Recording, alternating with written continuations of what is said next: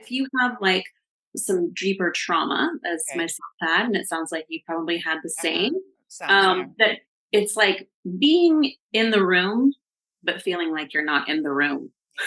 like Yeah. feeling like you're not really there. Like a lot of people will explain it to as like, I couldn't think, or I can't really find the words, or I can't really. It's Yeah. because the body is in this freeze state, which is what we call Okay. like the possum state, like where it's like immobile, right? Like, oh my God, I Right. don't know what's happening. Like, and like we can't access our cognitive function. We're just in pure, we don't know what to do and we can't really Yeah. function.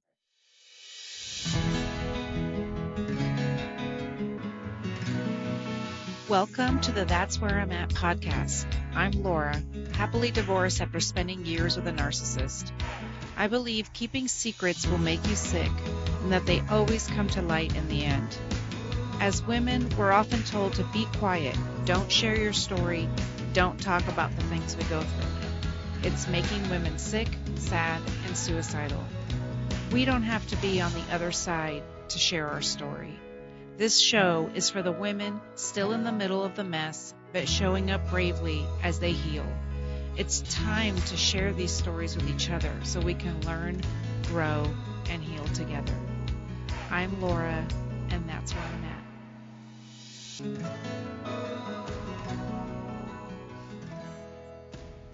Please take note that this episode may contain subjects that may be triggering to certain listeners.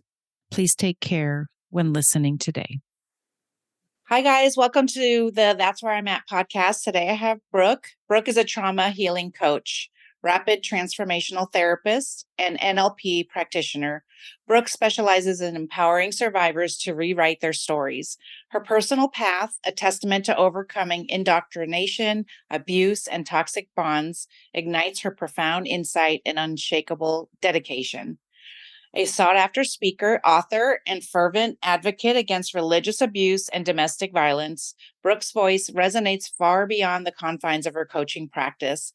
With Brooke as your ally, embrace a voyage of transformative healing, armed with potent tools, nurturing guidance, and profound revelations. Step into an existence where authenticity thrives, drawing soul aligned relationships that foster your truest self. Welcome, Brooke. Wow, that's amazing.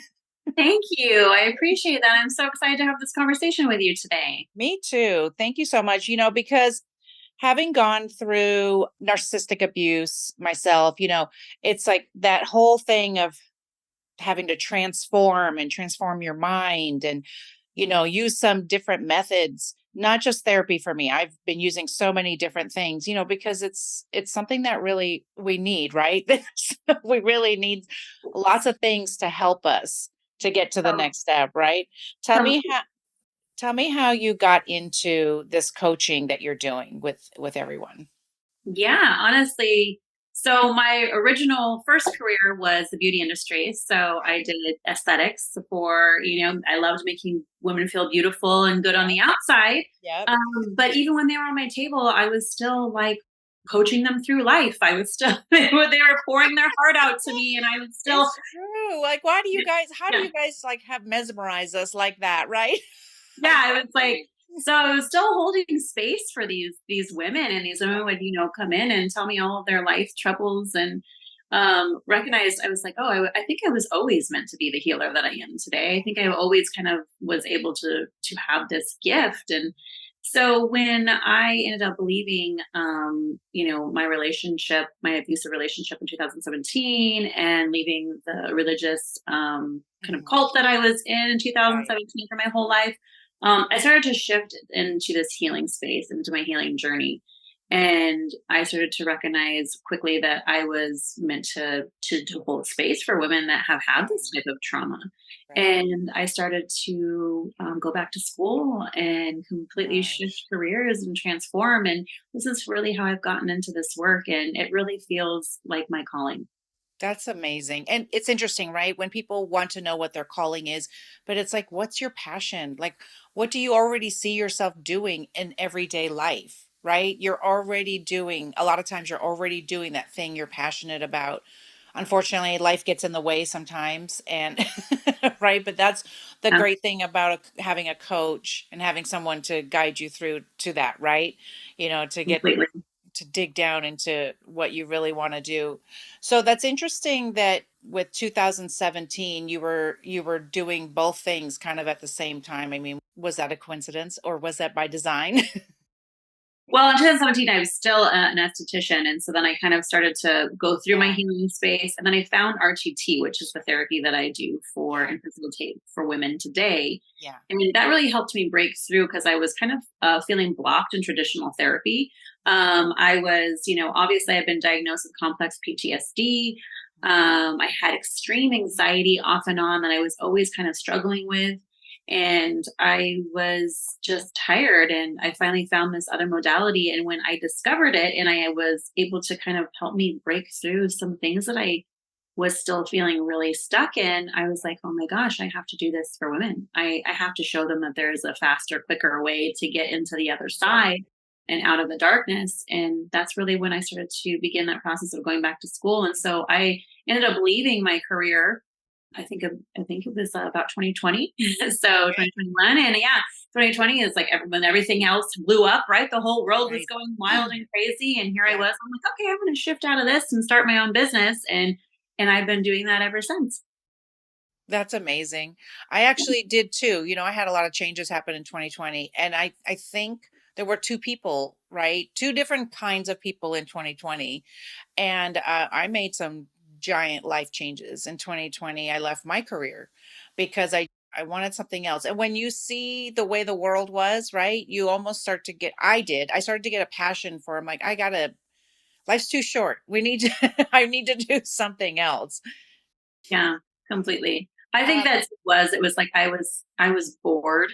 okay. Not that I didn't love my job, I really did love it, and I honestly it's like now it's a side hobby. I still loved to do what I used to do, and for Right. for people that I still care about. Right. But I'm like seeing that there was something bigger, there was a bigger picture, Mhm. and I hadn't just stepped into it yet. And then once I did, I was like, oh, now it just continues to blossom and grow even more. I mean, this year I'm, Right. I'm ready to hold a 5 day retreat. Oh my It's gosh. already in the works and for May, and so I'm like, there's a bigger picture here, and I'm continuing to step into that. That's so exciting. So you talked about that you had complex PTSD. And is that different than just, quote unquote, regular PTSD? Is that different? So, yeah, in a lot of ways, it's more of complex trauma. It's really having many, many traumatic experiences and Okay. kind of basically think of like just piled on top of one Yeah. another, and then really have they kept me in survival mode. It kept me in my fight or flight Yeah. responses, my freeze response, my fawning response. It's where a lot of my people pleasing came in.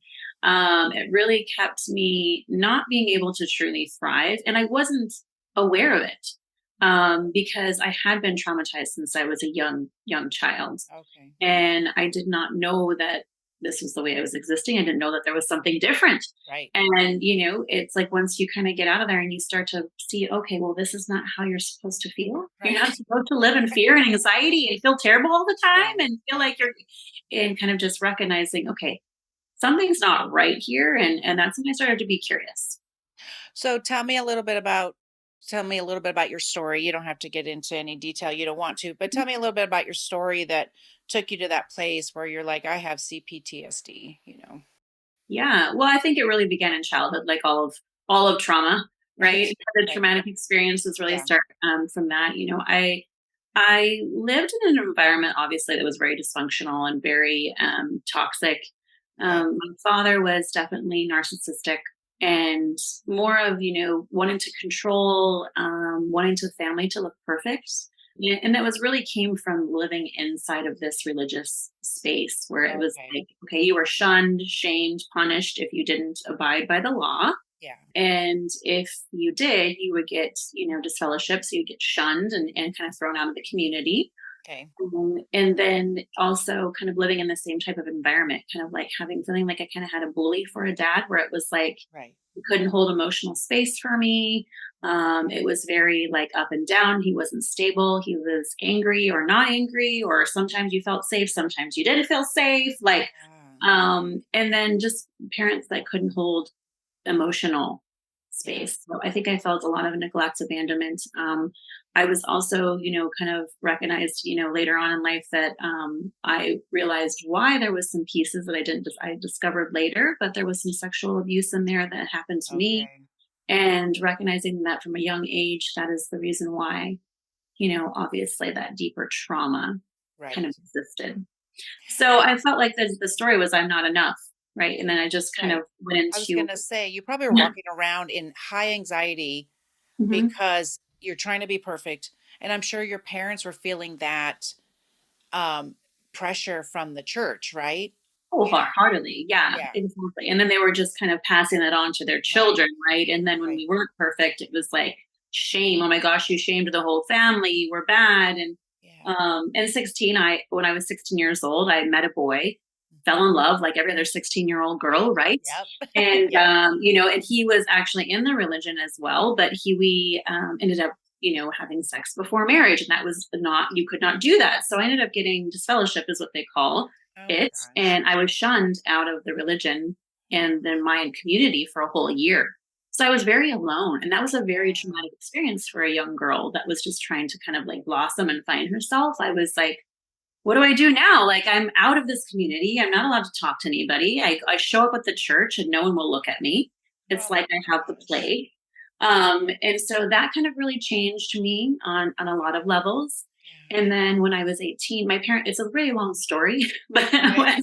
I actually written a book. It's going to be coming out in 2024 about my Oh, memoir, but awesome. Yeah, that's great. I know I'm in the middle of writing a book too because I'm like I love it. there's so many stories to tell, but also the healing part, right? And the journey and how you came out of that, and it's like I'm sorry, but a book is the only place I'm going to be able to do this, you know. Well, honestly, it was even if nobody ever read it, it Yeah, has been one of the most right. healing experiences for me that I've ever had, because I Yeah. was able to take my story, and as I read it and have edited it Yeah. and gone through it with my editor, it's like it's still like this cathartic space where I'm still Yes. like kind of doing the healing. Okay, I can sit with some of these things. Like, the reality of the things that happened to me were terrible.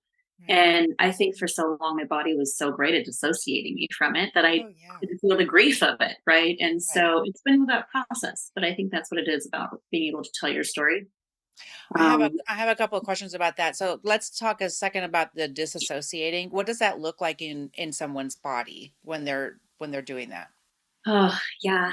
I Or can as speak to people that are a lot. walking around in life, how would they know they're doing that? Yeah. So we all do it on some level. Mhm. Our brain's main job is to keep us safe. And, a lot of the times if we're feeling uncomfortable, what are we going to do? We're going to find distractions. So we're going to throw ourselves into our phone. We're going to throw ourselves into Yeah, work. We're going to eat. We're going to eat away our feelings. right. We're going to drink away our feelings. Okay. This is Yes. all a form of like dissociation. But Yeah. if you have like, some deeper trauma, as Okay. myself had, and it sounds like you probably had the Uh-huh. same, Sounds, yeah. that it's like being in the room, but feeling like you're not in the room, Yeah. like Yeah. feeling like you're not really there. Like, a lot of people will explain it to as like, I couldn't think, or I can't really find the words, or I can't really. It's Yeah. because the body is in this freeze state, which is what we call like Okay. the possum state, like where it's like immobile, right? Like, oh my God, I Right. don't know what's happening. Like, and Right. like we can't access our Yeah. cognitive function. We're just in pure, we don't know what to do and we can't really Yeah. function. So that is Okay. really what I feel like it's like. It's, having Okay. to like, I don't know, am I really here? Right. I don't know what's really going on. I can't really make any decisions right now. And I think there are people out there, I've done it in the past, working, workaholic kind of thing, shopping, whatever, just anything to not have to look directly at it. And that gets me to my other question I was when you were talking about your book. Because I know for me, it has been cathartic to write out my story with my ex and those kinds of things. But some people, it doesn't feel that way to them, right? Or it may be that sounds scary to them. Tell me a little bit about as you're writing it, what's coming up for you. Don't make it too scary. Well, I mean, I can kind of speak to that. It is a little bit scary. Yeah, For me, it was. right. I've gone through um, so much. I guess I would say imposter syndrome. Like, why am I even writing the story? Like, Right. it's stupid. Like, don't even write this story. Like, forget about it. But then recognizing that, yeah, sometimes it's hard to put it on paper Yeah. because then it makes it, okay, this is what really happened to me. And there's a part of our brain that wants to, oh, let's hide it away. Yeah. Put it in a Like, box. it's Put it on. it's too uncomfortable. We Yeah. don't want to even deal with it. And a lot of people will even say that, oh, I don't want to go to therapy. I don't even want to look at my stuff. Like, I Right. don't, right? Yes. Because some people are so afraid to like get into their own psyche to understand Yeah. themselves more deeply that they're like, I want to just completely not even think about that. Right. And it's really not doing them a good service, right? It's actually really probably more harmful for them Yeah. overall. And this is the people that have the health problems. This is the people that get cancer. This is the people that Yeah. struggle with things in life, with chronic illness and whatnot, because they haven't dealt with the emotions or the processing and stuff. So that's why it's hard to like, sometimes put that stuff on paper because we're like, oh, wow, this really happened and this is scary and this is a lot of grief that I have to Right. feel. And it's not easy to feel the emotion. It's not, but I agree with you that it's almost, it's almost like taking it out of your brain or your body and putting it down. Even in therapy, that I've talked about this on multiple episodes because I'm a big, proponent of therapy and lots of other methods as well, because to get it out of your body, right? To just even to say this situation sucked. This situation was horrible because then, especially say if you were in abuse or something, somebody could say to you, it wasn't your fault. And sometimes even though maybe we know it, we have to have those people on our side telling us those things, to help us process that. And I think it's really good to put it down. I was when I was starting to write my book, I was really sad about Mhm. writing some of my story with my ex. I was like, gosh, I can't believe I was that way because it's to see it from this at this part of my journey, right? It's Yeah. you know, Well, it makes you feel, I mean, let's be honest, it makes you feel a little shame. I know it did for yeah, myself. yeah, There was some shame that like, oh my God, why did I put up with that shit? I Excuse me, I know. hope I can cuss on this. But Yes, you can. You sure can. I'm like, Enjoy. I'm like, why did I don't, you look back and you just look at that. What I say is I think there's a different version of ourselves Yeah. in every part of our journey. And I just look back, Yes. I look back on that version of me and I feel sorry for her. I Yeah. feel sorry. I'm like, why did she put up with that? Why was she Right. okay with that? Because this version would never Of put up course. with that, right? And I think Yeah. that's just part of the journey. It's like you kind of get to see how you kind of morphed Yeah. over time and Yeah. what you turned into. And it's like, well, this journey still isn't over. I have no idea what's coming next. And that's I think the excitement of it. It is. It's so funny talking about that thing with like that you don't need faith for the whole staircase, just that first step, right? Yeah. Yeah. And being a woman of faith, people always say like, I wish God would just tell me the plan. And I always look at them like, why would you want to know that? I said, then that what God's going to go, okay, so first your mom's going to die. And then this, and then your sister-in-law is going to die. And then you're going to get a divorce. And then you're going to become the version of the you've always wanted. And it's like, is he seriously like, do we really want to hear the gory details? But it's only a little bit at a time, right? That gets Yeah. us through our journey. Oh my gosh. It's Yeah, a, we it's wouldn't a, want to know all those details. I would have not wanted to know all the details of this life. I would have been like, no, I don't want to be here. Like, dude, I know. too Well, much, that's the too thing. much. No, we don't need to know the whole thing. And No. so, do you do some unpacking with people when they're, when you're coaching and, trying to move forward with what goals they want? I know that it's not therapy, right? And so, because I know I have a friend who does coaching as well. And she says sometimes she gets to the point where she goes, you got to go to therapy first. Because they Yeah. haven't dealt with it because our past affects our future. So tell me a little bit about when you're walking somebody through some coaching. Completely, yeah. So I am trauma informed, and Oh, so awesome. I Yeah. did do, trauma certification for coaching, and Yes. and RTT obviously is working with the subconscious mind and being able to Yeah. move through the trauma and the Yeah. stories that were kind of created there. Okay. So with those two modalities combined, honestly, I do. It's a little bit less of coaching; it's more of like helping people recover. So I usually Okay. attract the women that have already been to kind of more the therapy piece Yes. and they're kind of feeling stuck. They're ready to like, okay, I need something else. Like I've done this. Yeah. Now I'm ready for more. And that's the women that I find that I'm really Yes. helping them not only work through the trauma, but heal their nervous system, really kind of create a foundation. So, really starting from childhood and kind of moving up so that we can kind of really Oh, heal that's parts of awesome. them Yeah. and get them in connected with their inner child. And Right. then being able to really empower them to Yes. find their authentic self and Mhm. really find their purpose. I find that, it's like that repurposing. I don't know if that's the right word. It's not Mhm. reimagining, reshaping your There you go. past, right? Yeah. It's that whole thing, changing it so that, I have the word for you. It's okay, actually thank you. but it's my program. I call it's Rewrite Your Life.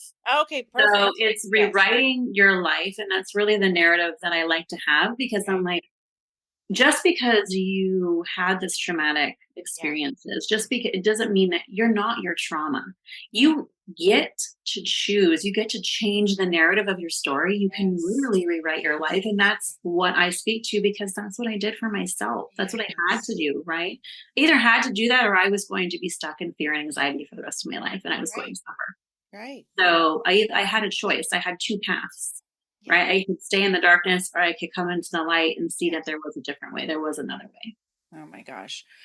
I think that's the good part when people get so scared, right, to look at their past. And it's hard to explain that sometimes until they start doing it in a safe space that you can take it. Yes, that happened, but now let's not let it affect you the way it's always affected you. It's those stories, right? Those stories we tell ourselves, all those things, those horrible things we're saying about ourselves that maybe we weren't the ones who were saying it. One of my friends says, she says, be careful what you're thinking about because they might not be your thoughts. It might not be your voice in your head telling you you're fat or ugly or whatever it is. It's so interesting to me the way our brain does that.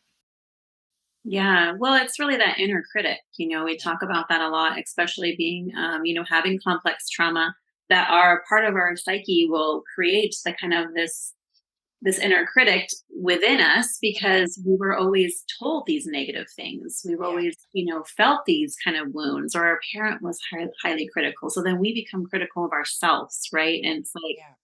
then that's why they always say you're your own worst enemy because it's the Yes. truth.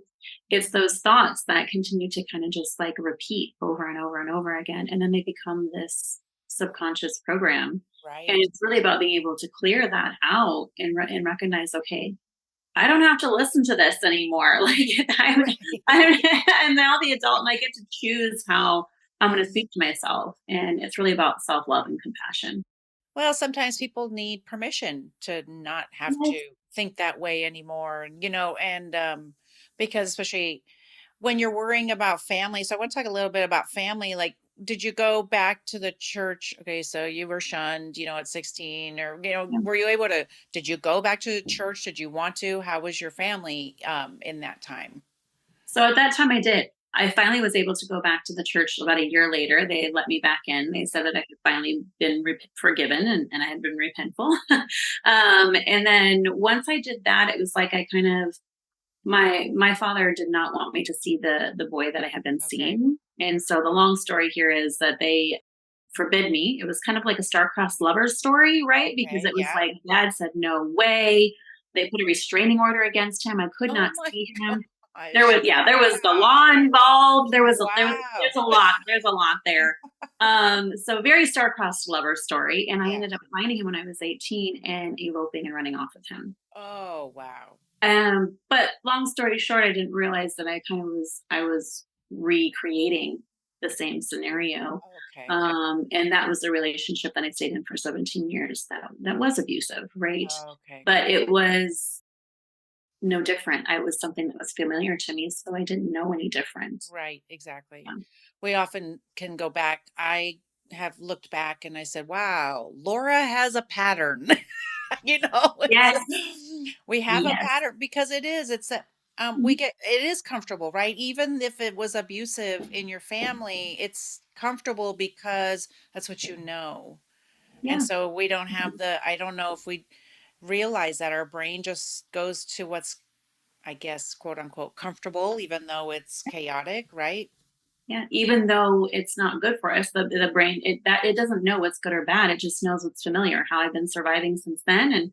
And so, I kind Yeah. of stayed in that dynamic for all those years and had no idea. And I broke free from both of them in 2017. So Okay. the cult and the relationship. And that's kind of really where it's part of my awakening journey, to be Okay. like, okay, whoa, I can kind of see things big picture and start to be curious, why what's really going on here. I had been controlled my whole entire life. Are you feeling trapped in a relationship that leaves you questioning your worth and sanity? Have you noticed the red flags and decided you can't live one more day in a toxic environment?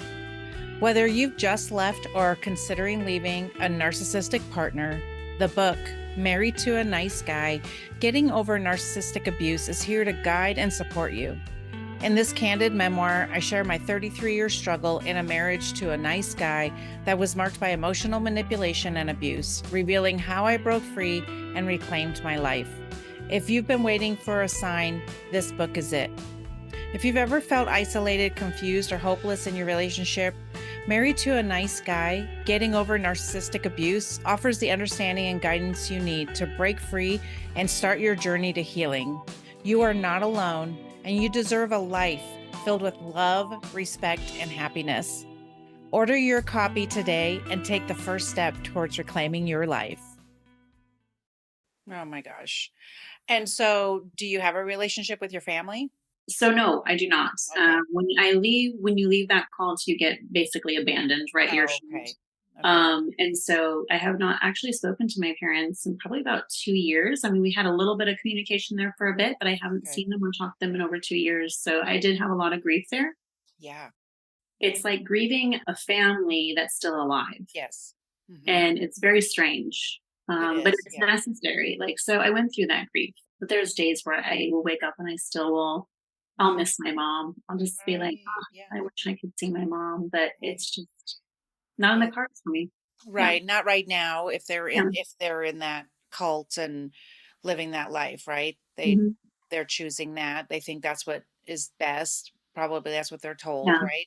Yep. So that's hard. Do you ever work with people regarding that, breaking ties with their families? Do you ever talk about that with people? I I don't really talk about breaking ties with the families. I really like that up for people to make their own decision. Right, right. I really like to guide people to recognize, okay, what are codependent, dysfunctions that might be happening in family scenarios, or Yeah, when maybe you are being abused by a family member and yeah. you don't necessarily know the difference. I like to give people knowledge so they can make their own decisions. Hmm. But I think that is sometimes necessary, where you kind of have to emotionally disconnect from family, Right, even though, we always say, oh, blood's thicker than water. Like, not necessarily. There is a lot of dysfunction in families, and those are toxic environments that right, can be mentally harming you, whether you see it or not.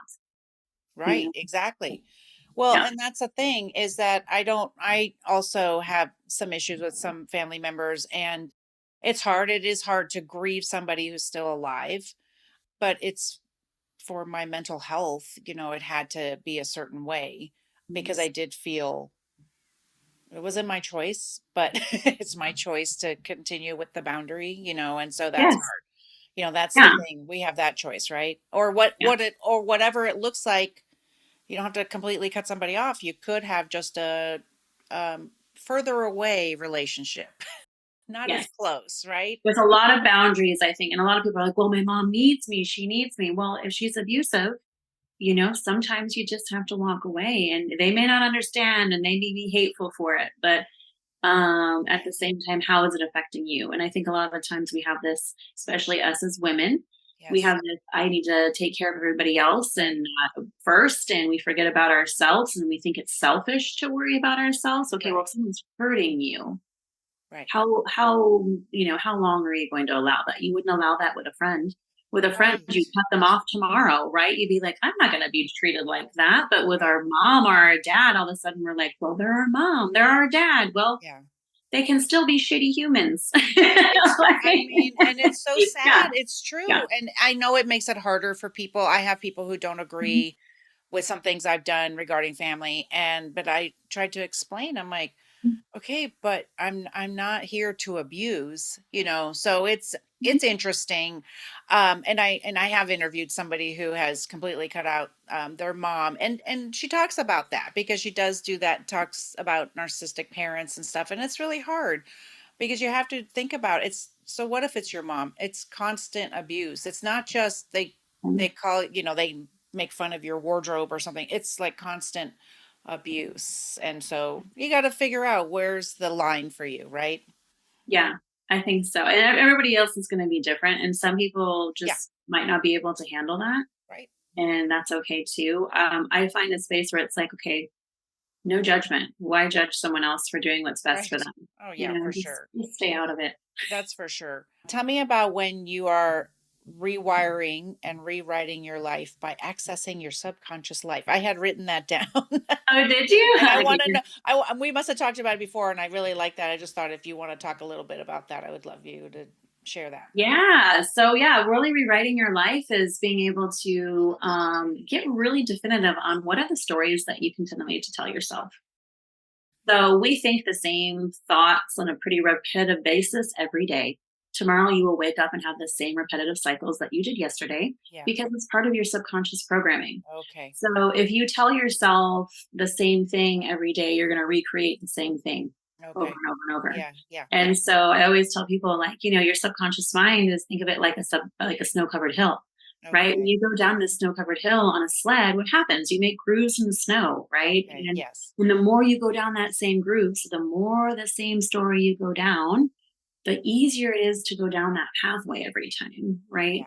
Yeah. And so if you're telling the story that, well, I would love to go and create this business, but I can't do it. I'm too afraid. I don't know if I can do it. Well, then you're never going to go and do it because you told yourself that same story over and over again. And your Yes. subconscious is like, you know what? That must not be safe. You probably shouldn't go do it. Yeah, You're you not don't do it. capable. Don't, So, because I mean yeah. in the Yeah. brain, that's a thing. It's that same, right? That snow-covered hill. We're putting in, I'm just, because I was a speech therapist 15 years, so the whole brain thing. Okay. And it's true. I tell people, I'm like, okay, if you say nice things to yourself or terrible things to yourself, I go, you're still firing those neurons and you're making Yeah. those grooves in your brain. So you might as well pick the one that is good. Even if you don't believe it, listen, even if you don't believe it, start talking positively. Wholeheartedly. I think as human beings, we look at the physical. So we'll Yes. go to the gym and we'll look at our bodies. We'll be Yes. constantly obsessed with what's going on and, on the Yes. outside. Yes. Well, you have the most powerful thing in between your eyes, Yes. brain, and a lot of people don't know how the hell to use it. They're Right. lost. They're like, I don't know how the hell to use this thing.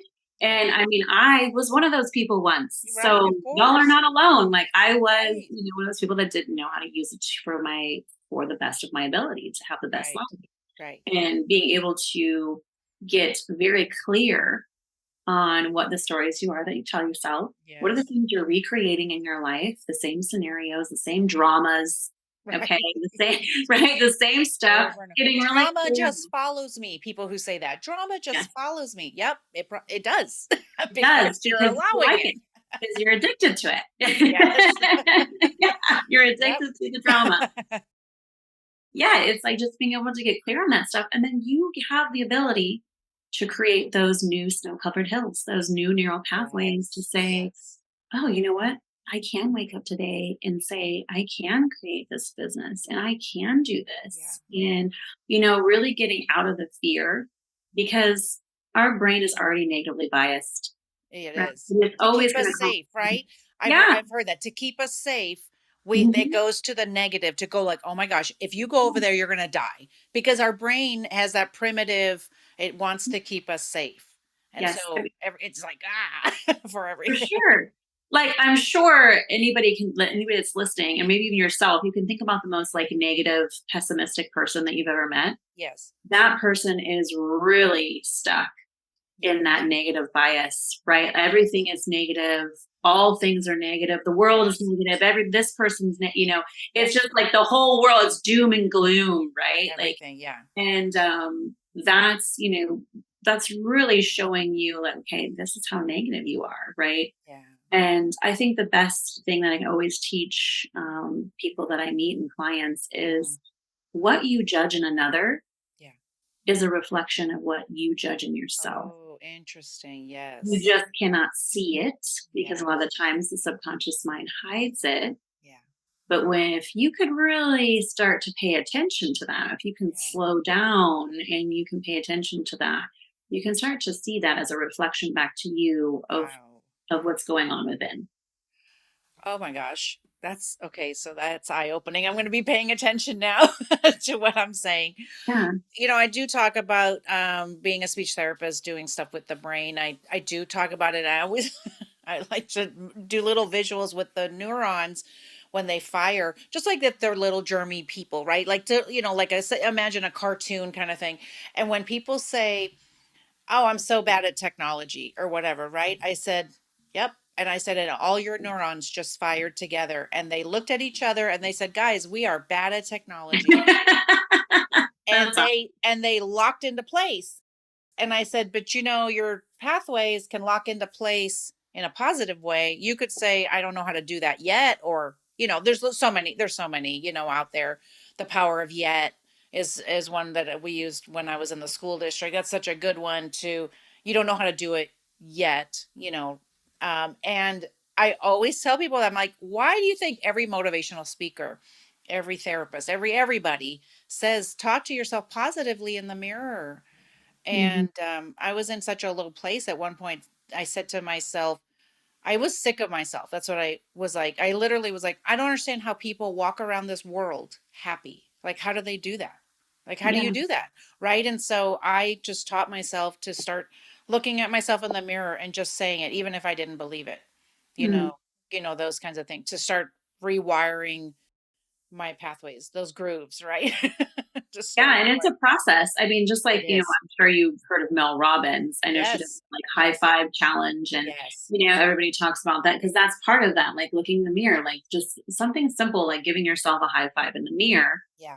and being able to recognize that the more that you can just show this positive nature and okay, I do love myself, especially Yes. if you've had body issues, if you have body dysmorphia. Yes. Yes. I suffered from that for many years. I Oh, still yeah. struggle. I'm still kind of getting out Mhm. of that space where I always Yeah. thought, I was super thin. I always thought I was fat. And it's crazy because I I've always been know. thin. My mom was always on a diet, and so of course I grew up with that, that issue of you just didn't I didn't have a healthy body issue that way. I know, I just remember, and my poor dad would say things, I don't blame him. That's what he knew to do, I guess, to try and keep me healthy or whatever. But I think back, especially when I got married, I was like, I'd like to be that fat again.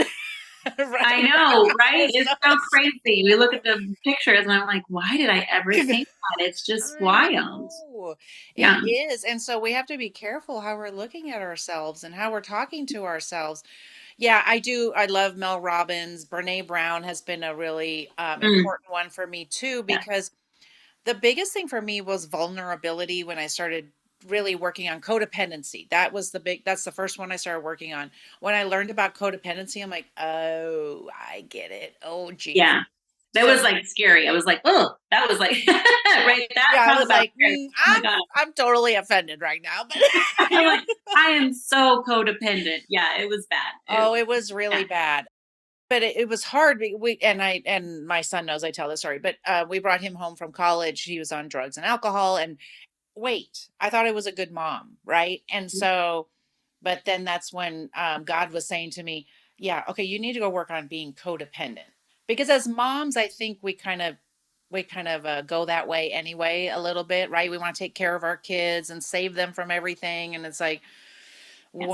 when it was such an important thing like drugs and alcohol, I couldn't save him. He had to save himself. And so I had to go learn how to let him save himself. You know what I Yeah, mean?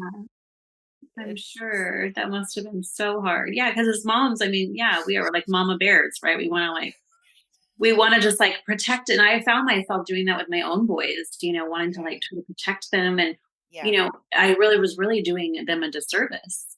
Right. Or, Oh yeah, for I sure. was, I was like, they have to go and fail.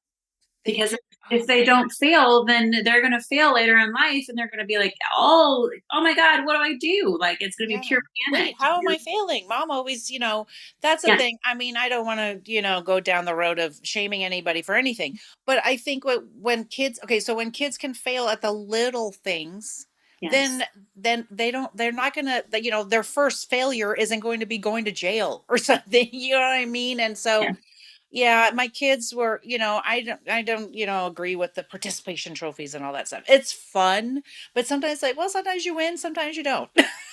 And yes, that's the way it is. yes, Sometimes you never win, and it's okay. That's not your identity.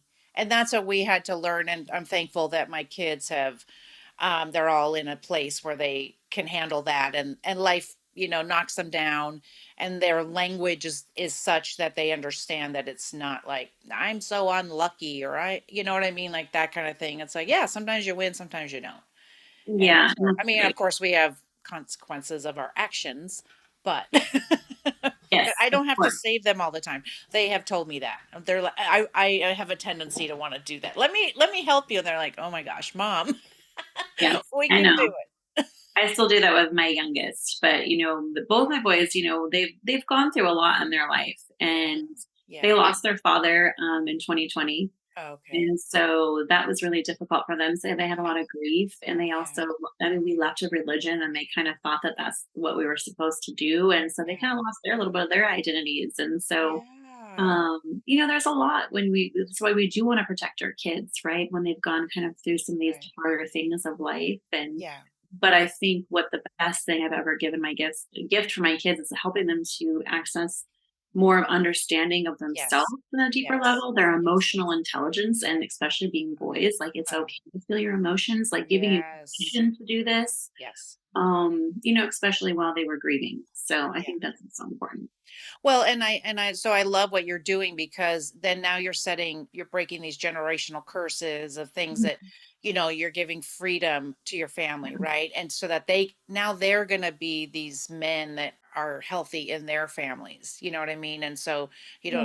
the cycle doesn't continue. And so I love that you're helping people do that. And it's amazing how we can turn our pain into purpose. It's been like such a blessing to be able to talk to people like you, because I just love what you're doing to help people, and I hope people will connect with you, because I know it's just been, I think the biggest thing is that being trauma informed, and of course you have it in your background as well, but being trauma informed, that's what I tried to explain to people who are my friends who unfortunately are going through this kind of thing as well.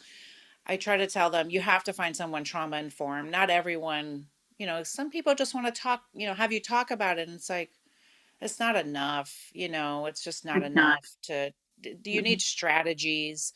You need to understand what your brain is doing and why you're Mhm. feeling the way you are. Why after 14 months I still am like, it's weird, in my brain. And Yeah, you need the tools. You need the tools. I always tell everybody it's like getting a backpack full of tools. yes, You know how you operate, right. how you were existing, and why, what were the stories that made you exist the way that you are, and now you have Yeah, these tools. So when you're triggered, when you're having a difficult day, when you're stressed, how you are able to help yourself through right, and navigate these things, but also to be in touch with your emotional side, to right. be able to let your body just express what it needs to express, and Yeah, know that crying is part of the way your body gets back to homeostasis. It's a healing piece. It's why we yes. cry. I know. And at the So end, you yeah, know how when you're done crying, you go, I feel so much better now. And it's yeah, true. I never exactly. understand when people say, "Oh, I'm so sorry. I don't mean to cry." And I'm like, "Oh my gosh, I Yeah. love it. I will put on a sad movie on purpose so I can get it out of my body." That used to be me in the past. I'd be like, "Oh my god, I can't cry." I used to think that crying was weak. Yes. Right. Don't show anybody your tears, be Yeah. strong, pretend like you're strong. And I Yeah. think so many people do that. They pretend like they're okay, but really they're not okay deep down. A lot No. of people are hiding. Oh yeah, for sure. Mhm. Well, my gosh, Brooke, thank you so much for being here today. I so appreciate you. Yeah. And I hope that people will connect with you. We're going to put all your information in the show notes so that people can connect with you. And start their healing journey, and hoping if anything resonated with them, they will contact you. So I really appreciate you. Is there anything else you want to say before we say goodbye today? I would just say that, you know what? There is always a different way. Anybody that's out there that feels like they're Yeah. just like at the end of their rope, they're just really struggling, that Yeah.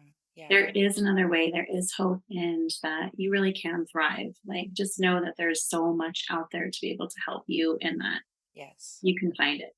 Yeah. That's awesome. Yes. You have some tools for them. That is for sure, for their backpack. Yes, That's thank right. you. Thank you so much for letting me be on the show. It was a Oh, lovely conversation. thank you so much for being here. I just really appreciate it because I just am thankful for like the different things that are out there to help people because I know so many things have helped me. And sometimes I'm just like, I want to try this and this and this because you never know what's going to be the thing that really helps. So that's why I really enjoyed our conversation. Thanks so much for being here. And if anything resonated with you guys, would you please go to social media and, of course, share the episode and leave a review and tell us that you liked it. And of course, connect with Brooke. Her information will be in the show notes. Thanks again for being here, Brooke. I appreciate you. Okay, we'll Thank talk to you guys you. later. Bye. Thank you for joining me today on the That's Where I'm At podcast. Did the story today resonate with you? Do you think others would benefit from hearing the stories we are telling? Please go to Apple or Spotify right now to leave a review so everyone in podcast land will know you love the show. We want to continue sharing stories of hope and healing. I'll be back next time. I'll talk to you then.